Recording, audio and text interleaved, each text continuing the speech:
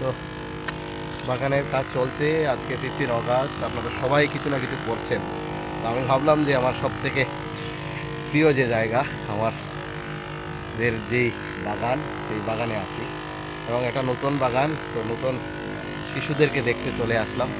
নতুন শিশুরা কেমন আছে এবং সবসময় এদের সঙ্গে থাকতে ইচ্ছে করে, যদিও বিভিন্ন কারণবশত 7 দিনের মধ্যে 7 দিন এদের সঙ্গে থাকতে পারি না।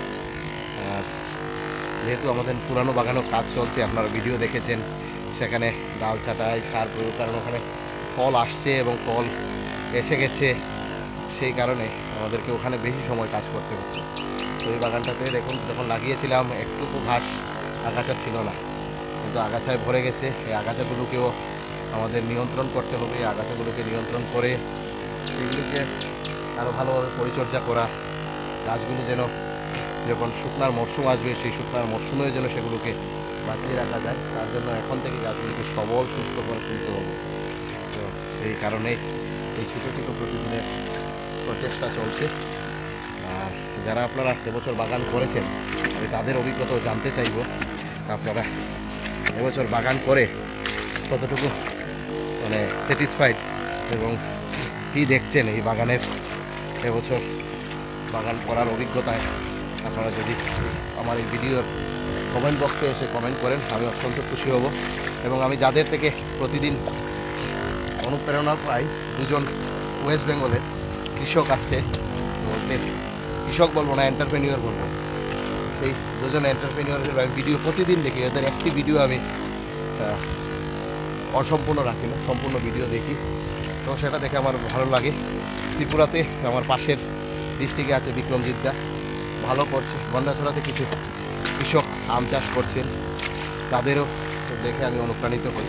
কর্মক্ষেত্রে যখন আমি যাই সেই সব জায়গাগুলোতে, they are inspire me. That's why I am doing by this hobby, and I try to grow something which is better for our environment and better for our rural economy. And I try to set an example for the youth, those who are compete in their different exams and other things.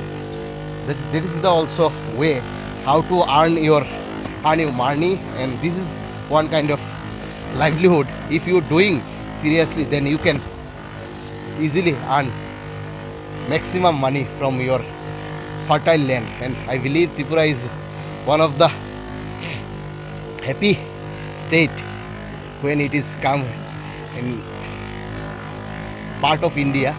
So I hope those who are directly or indirectly involved in this agriculture and allied sector, they will one day rule this state.